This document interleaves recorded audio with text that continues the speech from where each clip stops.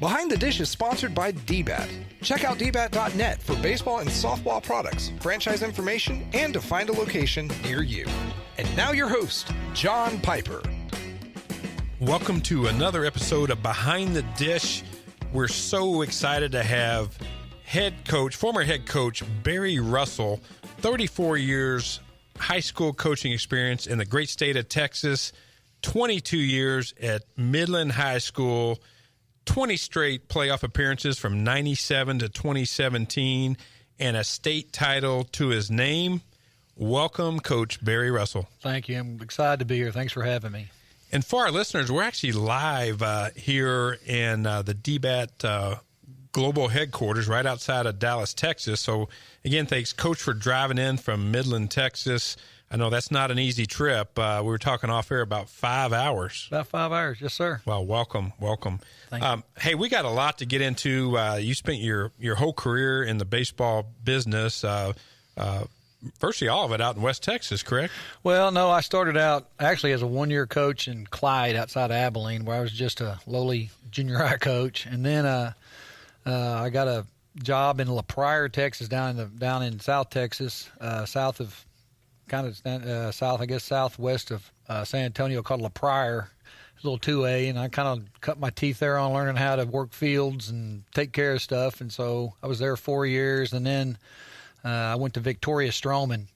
I was there for 7 years. Did such a great job they closed Stroman down. It's not even there anymore. Oh, no. Yeah, and then I came up to Midland. I've been in Midland for the last 20 now I guess it'll be 23 years coming up this year. Well, take us back how the Midland opportunity came up. For our listeners outside of the state of Texas, Midland, Texas, oil-rich area of West Texas, known for football. The Friday Night Light Show originated out there, but you get, I guess, recruited, or you hear about a job opening at Midland High School. Take us back in time to how that opportunity presented itself. Well, the way it really worked, kind of ironically, it was kind of weird how it happened. My dad came to visit us to watch my son, Jason, play Little League Baseball, and in the midst of talking to me, he said, hey, I have cancer. He lived in Irving, Texas, and he goes, I'd like you to try to get a little bit closer.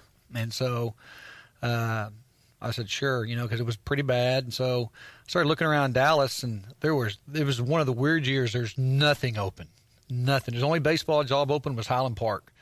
And I applied for it, didn't get it. Applied for the Irving MacArthur soccer job.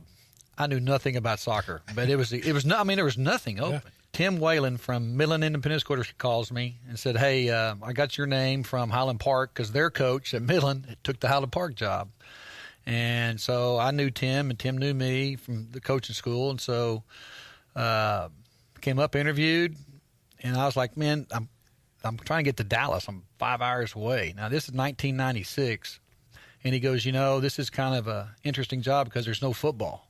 And I was like, I've never heard of a straight baseball job. He goes, that's why this is such a great job. And he said, you can go see your dad on every weekend. So I talked to my dad. He was an oil man, and he's like, if you want to do that, I'll fly you from Midland to Dallas. And wow. Southwest was cheap in those days, or cheaper.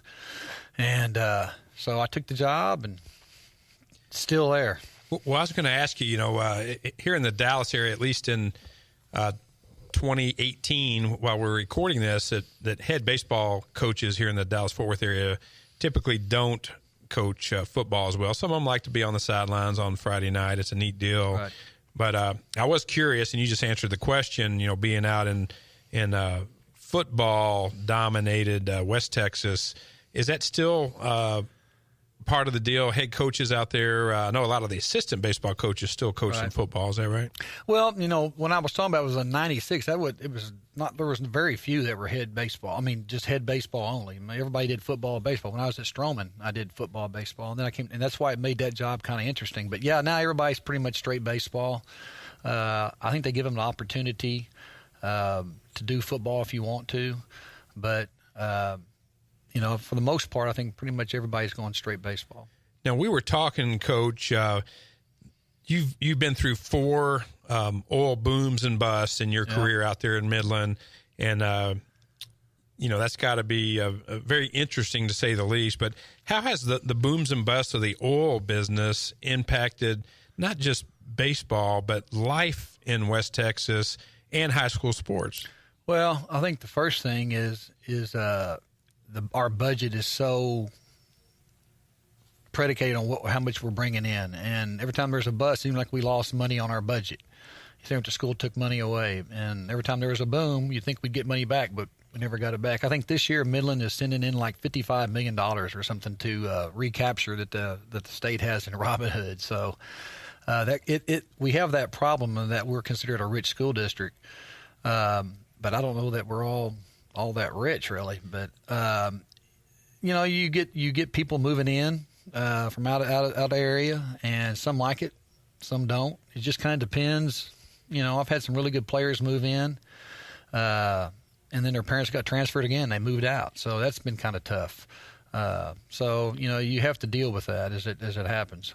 As a school district, are there some mineral rights attached to the school district at all where, during the boom, there's some additional revenue coming in for athletics or for the school district in general? I don't think it's dang sure not stipulated for athletics, but it may be for the school district because, athletics is, we're kind of the stepchild of school districts, and a lot of people don't like to really fund athletics. There's a lot there, there's a big contingent of people who like to see athletics go to kind of the way of Florida and some of those other places where it's after school and maybe not so much in school time.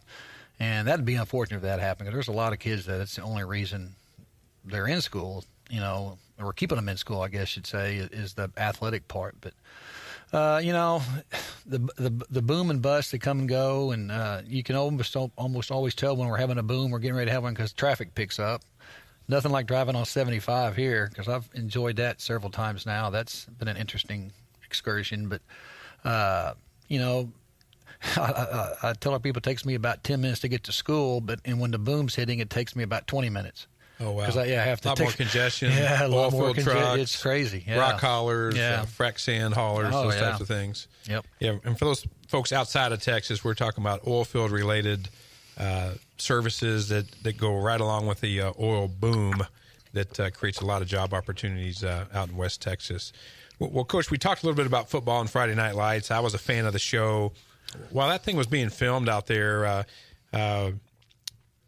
were you part of any of the filming out there? I know it was mainly over in the Odessa side, Odessa Permian, right. I believe the Permian Panthers. How did that impact the city while all that was going on? Well, I actually had some friends of mine that were in that, and there were some coaches that I know that were in it. And they actually used our football field there at Grande in Midland. They used it for the Astrodome scene when they were using the locker room, so they kind of made it. That was kind of their home away from home. But, I didn't pay that much attention to it. I knew that Midland didn't really want to be involved in it too much, because I know that they were afraid how we were going to be portrayed in it. And there was a lot of people worried about that, because we were involved in that 3-coin flip deal. And but, I didn't really wasn't involved in that very much, other than watching the movie. It is a good movie. Speaking of coin flips, doing a little research for the show today, there was a unique coin flip back. Again, we talked at the beginning of the show. You made the playoffs 20 straight seasons, which I think is second all time in the state of Texas. So congratulations, Coach. But back in 2006, in a hotel room in Abilene, Texas, take us through. There was a coin flip there because of a game versus Granbury. Correct. Walk us back through that one. Well, we had both agreed to play a 2-out-of-3 series, and we were at McMurray, I believe, and we were playing. I guess we got through 3 or 4 innings, and we're up. We're winning 3-0, and we have an absolute downpour. I mean, it is a gully washer, and they come in and tell us you're not playing, and you can't play. There's no place to go. So we call UIL and ask them, hey, can we finish this game tomorrow? And they go, yeah. And I go, great. And they go, but that's it. And we go, what do you mean? They go, well, you can only have one game. You can't play that one, and then if the other team wins, you can't play a third game. That'd be considered 3 games in one day. So they said it'll be a continuation game. Well, the McMurray coach was like, this field's not going to be ready tomorrow. There's no way. So we started looking around. It's raining pretty good, except for Granbury and in Midland, apparently. And so we decided we're going to flip a coin, and we'll go back there to play, where whoever wins the flip. And so we flip a coin. It goes under a table. Coach Netherland, my assistant coach, dives under the table. It's pretty awesome. Looks at it. They go, we're going to Granbury. It's tails. And he goes, no, well, that sir. had to be controversial if you're one of your coaches dives under the table and looks at it. It was funny because they go, hey, we win. And he goes, no, that's not a tails. That's a heads. And they got down and they go, oh, yeah, we're going to Midland. So packed it up, drove to Midland, played at Christensen Stadium where the Midland College plays, the old AA ballpark there. And the bad part is, you're only going to be there for 4 innings, probably, unless you win extra innings.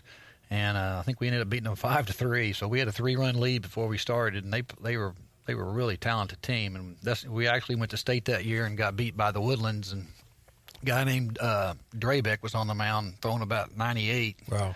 And he beat us 5-3. Matter of fact, that year. 34-year storied career in Texas high school baseball. You win the 2001 Texas 5A state title, the second in Midland program history, over Austin High. Man, that's got to be memorable. Take us back through that game and that team you had, that special team. Well, you never really know how good you are. You've got your nose to the grindstone. You're playing games. And I had other coaches telling me that they had heard how good we were, and I was like, yeah, well, we'll see. And it was their grind. It was, what people don't really understand is that you play your season, and then to get to state, you play another season. And we played as many games in playoffs as we did a district schedule. So we played a whole full different district schedule. We actually lost the first game in by district in 12 innings to a really good El Paso team, and then beat them 2 games straight after that. But man, to get there, it's a really cool call to get when you win to go. We played in New Mexico, the regional final for the state tournament. We played El Paso. That sounds odd. You're in New Mexico playing in a Texas high school. We couldn't agree on a spot.